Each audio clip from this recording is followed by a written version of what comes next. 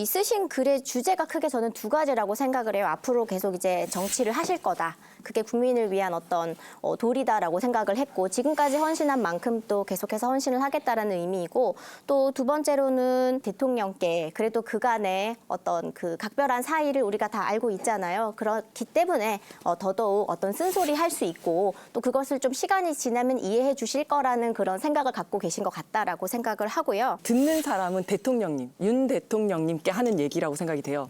내가 당신께 한 거는 배신이 아니라 당신이 잘못한 거를 바로잡으려는 용기야. 이 얘기를 하고 싶었던 것 같고요. 또 하나 핵심 포인트는 제가 좀 재밌게 봤던 건데요. 이제 한동훈 비대위원장님께서는 본인이 되게 박력이 있다고 생각을 하시는 것 같아요. 왜냐하면 정교하고 박력 있는 리더십이 난관을 헤쳐나간다. 근데 나는 앞으로 정교해지겠다. 이렇게 얘기를 했으니까 예. 나는 박력은 있다. 현안도 좀 나름 재밌게 저희가 시험의 달인분들을 모셨으니 정치 수학 능력 시험, 이 정수능을 푸는 시간으로 준비를 해봤습니다. 첫 번째 이 정수능 문제는요, 언어 영역입니다.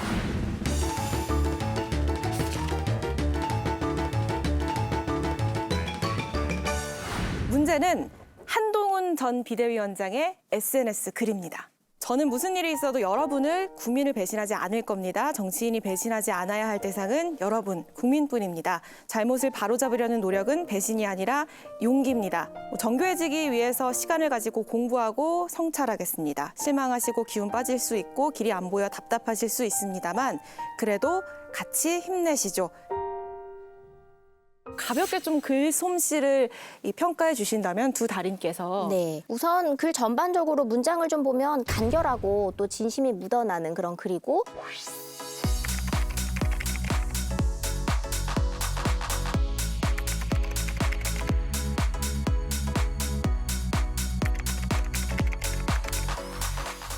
글을 진행하는 방식이 좀 인상적이었는데요. 우선은 4월 5,960km 방방곡곡 이런 현실의 그런 이야기들을 이미 좀 열흘이 지났지만 다시 상기시키면서 우리를 지지했던 사람들의 그런 기억을 떠올려서 공감을 불러일으키고 이 공감이 토대가 되었을 때 본인의 메시지를 던지는 거죠. 어떤 지도자로서의 그런 역량을 보여줄 수 있는 그런 글이다라고 저는 평가하고 있습니다. 예, 인강을 듣는 것 같아요. 그런 직업병이 무섭습니다. 가볍게 글솜씨 먼저 평가를 해주신다면 저도 이게 한동훈 위원장님이 직접 쓰신 글 같은데요. 왜냐하면 멋이 잔뜩 들어가 있는데 별로 멋지지가 않다. 원래 멋이라는 거는 그냥 이렇게 담담하게 했는데 거기서 뿜어져 나와야 되는 건데 잔뜩 힘을 준 듯한 느낌? 그래서 더 멋지지가 않다라는 생각이 들고 특히 첫 번째 저희 패배이지 여러분의 패배가 아닙니다. 이거는 그 이세돌이 알파고와 대국을 한 이후에 이거는 이세돌의 패배지 인간의 패배가 아닙니다. 그거 표절한 거 아닌가 이런 생각이 들더라고요. 표절 의혹까지 지금 제기를 해주셨는데 수석님, 주인공이 전달하고 싶었던 핵심 주제 뭐라고 파악하셨습니까? 그걸 잘 모르겠어요. 그거를 모르겠다. 정치인의 메시지, 예. 유력한 정치인들의 메시지는 화살처럼 탁 관역에 꼽혀야 되거든요. 예.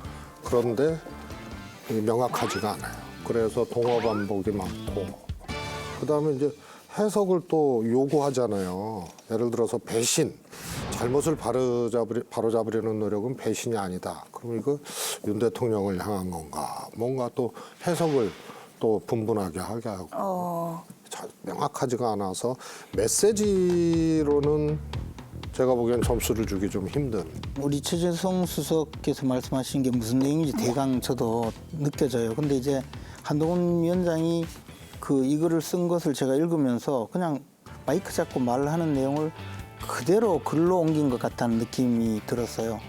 이 글을 쓰던 그 당시가 홍준표 대구시장이 배신자라고 강력히 비난하고 당에 더 이상 얼씬거리지도 마라 뭐 이런 이야기를 할 때였어요. 그리고 또 대통령으로부터 오찬 초청을 받았는데 그것까지 거절하고 나서 쓴 내용이거든요. 예. 그럼 이 내용 전체를 보면 내가 사실은 배신자가 아니다. 잘못을 바로잡으려고 한 사람이다.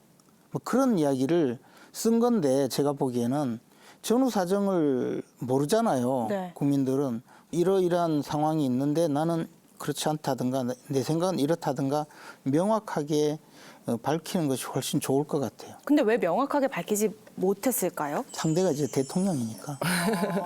이 쓰신 글의 주제가 크게 저는 두 가지라고 생각을 해요. 앞으로 계속 이제 정치를 하실 거다. 그게 국민을 위한 어떤 도리다라고 생각을 했고 지금까지 헌신한 만큼 또 계속해서 헌신을 하겠다라는 의미이고 또 두 번째로는 대통령께 그래도 그간의 어떤 그 각별한 사이를 우리가 다 알고 있잖아요. 그렇기 때문에 더더욱 어떤 쓴소리 할 수 있고 또 그것을 좀 시간이 지나면 이해해 주실 거라는 그런 생각을 갖고 계신 것 같다라고 생각을 하고요. 그런 의미에서 봤을 때 이 오찬의 초대를 거절한 것은 그 캠프라고 우리가 표현을 하잖아요. 선거에 출마했던 사람들은 캠프 식구부터 먼저 챙기는 게 사실은 맞는 것 같습니다. 가장 먼저 만나야 할 것들이 본인께서 인재 영입하셨던 분들, 그다음에 본인의 우리가 흔히 말하는 그 식구들 챙기고 그리고 대통령께서도 어느 정도 정리가 되면 그때 이제 만나면 좋지 않을까라는 생각을 해서 좀 더 늦어도 저는 괜찮다고 개인적으로 생각을 했습니다. 그럼 조만간 다시 만날 수 있나요? 바라건대 그랬으면 좋겠죠. 저도 이제 한 두 가지 핵심 포인트가 있다라고 생각을 했는데요. 듣는 사람은 대통령님, 윤 대통령님께 하는 얘기라고 생각이 돼요. 내가 당신께 한 거는 배신이 아니라 당신이 잘못한 거를 바로잡으려는 용기야. 이 얘기를 하고 싶었던 것 같고요. 또 하나 핵심 포인트는 제가 좀 재밌게 봤던 건데요. 이제 한동훈 비대위원장님께서는 본인이 되게 박력이 있다고 생각을 하시는 것 같아요. 왜냐하면 정교하고 박력 있는 리더십이 난관을 헤쳐나간다. 근데 나는 앞으로 정교해지겠다. 이렇게 얘기를 했으니까 예. 나는 박력은 있다. 근데 정교가 조금 부족했던 것 같다. 본인은 그렇게 생각하고 있는 거 아닌가. 이런 생각을 했고요. 그리고 이제 그 식사를 아파서 거절했다고는 하는데 그렇게 아프셨으면 이렇게 SNS에 글 쓸 시간이 있었을까.